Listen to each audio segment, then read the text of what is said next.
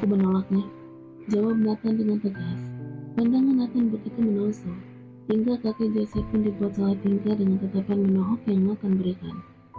Nathaniel, kau tahu, jika Ravenscroft tidak menjodohkan dirimu dengan Daisy, kau mungkin selamanya akan menjadi gelandangan. Sarah dan ibumu adalah teman baik waktu ibumu masih hidup. Begitu juga dengan nenekmu dan juga neneknya Daisy. Kau harus menerimanya. Ucap kakek Joseph. Aku tetap menolak. Tegas Nathan. Kakek Joseph membuang napas frustasi mendengar jawaban Nathan. Nathaniel, ini bukan masalah cinta, Nathaniel. Tapi ini masalah janji. Jangan pikirkan cinta, karena cinta akan hadir jika kalian udah bersatu dan saling mengenal. Desa kakek Joseph. Nathan menatap kakek Joseph dengan ekspresi wajah beku, tapi sorot matanya tetap sama. Kakek mengatakan cinta akan hadir, namun cinta membutuhkan kenyamanan. Lalu kakek minta aku meninggalkan Denisa. Sayangnya, itu tidak akan pernah terjadi, karena dia adalah istriku, dan satu-satunya wanita yang membuat aku nyaman. Kakek Joseph menatap tajam seakan ingin menggoyahkan keteguhan hati Nathan. Nathaniel, aku mengerti perasaanmu terhadap Denisa. Namun ini bukan hanya soal kenyamanan pribadimu semata. Ini tentang keluarga dan janji yang harus kita tepati. Apakah kau ingin menjatuhkan harga diri Ravenscroft? Nathan terus mencoba menahan emosinya, karena menghargai sang kakek. Itu adalah janji Ravenscroft, bukan janji yang aku buat. Kenapa tidak yang lain saja yang kakek minta untuk menikahi Daisy? Kenapa harus aku? Kakek Joseph mengepalkan tinjunya. Dia menutup mata berusaha tetap tenang dalam situasi yang dihadapinya. Itu karena perjanjian mendiang ibumu, Nathan. Apakah kau ingin melihat surat mendiang ibumu yang menginginkan dirimu menikahi anaknya Sarah? Nathan tersenyum getir. Itu karena desakan kalian, bukan karena kemauan ibuku. Dan kakek harus dengar, aku ini bukan sebuah bidak yang dapat kalian mainkan sesuka hati kalian untuk memuaskan kepentingan dan hasrat duniawi kalian. Oke, sudah cukup aku dan mendiang ibuku kalian manfaatkan. Dan seharusnya kakek bertanya, kenapa aku tidak menikahi Daisy? Jawabannya ada pada keluarga yang kakek agung-agungkan itu. Hardik Nathan. Kakek Joseph berdiam sejenak. Matanya mencermati wajah marah Nathan. Nathaniel, Julius sudah menjelaskannya kepadaku jika saat itu Daisy hanya belum siap. Tolong jangan menjatuhkan harga diri Ravenscroft, Nathan. Tinggalkan wanita itu. Nathan tersenyum sinis menanggapi ucapan kakeknya. Oh, jadi kakek memaklumi sikap licik seperti itu? Lucu sekali kakek ini. Cuma Nathan. Nathan menambahkan, apapun alasannya, aku tetap menolak.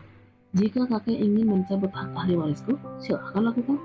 Bukankah kalian memungutku kembali hanya untuk melakukan pernikahan dengan alasan perjanjian konyol ini? Siapa yang ingin menikahi wanita licik seperti Daisy? Jika kakek mau, kenapa tidak kakek saja yang menikahinya? Bukankah kakek sudah duda sekarang? Plak. Ucapan Nathan terhenti saat kakek Joseph melayangkan tongkatnya di leher Nathan. Diam! Bagaimana bisa kau berlaku kurang ajar seperti ini, Nathaniel? Apakah gara-gara wanita itu? Hah? Bentak kakek Joseph. Nathan menahan rasa sakit di lehernya, tetapi matanya tetap penuh dengan kemarahan. Jangan pernah membawa-bawa Dalisa dalam masalah keluarga Ravenscroft dan Sarah. Oke? Aku ingatkan, menghormatimu adalah tugasku. Tetapi jika aku dipaksa harus mengemis dan menjilati keluarga yang sudah membuangku, itu bukanlah sikap dari Nathaniel. Aku melepaskan diri dari Ravenscroft. Tegas Nathan dengan tatapan yang tajam. Kakek Joseph terlihat begitu murka. Apakah kau merasa hebat hingga kau ingin melawanku, Nathan? Seram kakek Joseph mengangkat tongkatnya. Dia ingin memukul tubuh Nathan dengan tongkat yang dia ayunkan. Namun dengan cepat Nathan menangkap tongkat tersebut. Nathan dengan kuat menarik tongkat itu hingga wajah kakek Joseph berada tepat di wajah Nathan. Aku tidak akan menghormati orang yang tidak pernah menghormatiku, kek. Apalagi orang yang tidak menghargaiku. Jangan pernah beranggapan jika aku akan menghargai orang seperti itu. Mengapa, kek? Di saat hasratmu tidak terpenuhi, kakek menyebut itu sebuah ego dan kurang ajar. Hanya karena kau adalah orang tua, ingat, kek, semua manusia punya harga diri. Manusia mana yang rela jika harga dirinya diinjak-injak, ha? Desis Nathan penuh penekanan. Kakek Joseph terdiam. Orang tua itu begitu terkejut dengan tindakan yang dilakukan oleh Nathan. Nathaniel, ini bukan hanya tentang harga dirimu. Ini tentang warisan keluarga Ravenscroft yang harus dijaga. Apakah kau siap melepaskan segalanya hanya karena ego pribadimu dan perasaanmu kepada wanita itu? Nathan mendorong tongkat kaki Joseph kuat ke belakang, membuat tubuh pria sepuh itu hampir terhuyung jatuh. Ini pandangan Nathan tetaplah tajam dan menusuk. Ini tentang integritas, Kate. Aku tidak akan mempersembahkan diriku hanya demi memenuhi keinginan kalian. Jika itu harga yang harus dibayar, biarlah. Aku lebih baik menjadi gelandangan daripada hidup dalam tekanan. Karena aku bukanlah budak dari Ravenscroft. Aku, Nathan, punya hak dan kebebasan. Sangat kata, kaki Joseph menghela napas berat. Pertimbangkan baik-baik, Nathaniel. Ini bukan hanya urusanmu sendiri, tapi ini menyangkut harga dari keluarga kita, keluarga Ravenscroft. Nathan tersenyum pahit. Oke, keluarga bukanlah alasan untuk memaksa aku mengikuti kehendakmu. Aku akan menentukan jalanku sendiri, meski itu berarti aku harus meninggalkan segalanya. Nathaniel, ternyata memungutmu kembali adalah hal yang salah ya. Kau begitu angkuh. Mari kita lihat. Bisa apa kau tanpa dukungan Ravenscroft? Ujar kakek Joseph mencemooh. Nathan tersenyum. Sejak aku diasingkan dan tidak seorang pun datang melihat keadaanku yang cacat dan menyedihkan ini, aku barulah sadar. Ternyata lomba yang paling melelahkan adalah lomba berlari mengejar dunia. Sebab dalam lomba itu, aku tidak menemukan di mana letak garis finishnya. Ucap Nathan.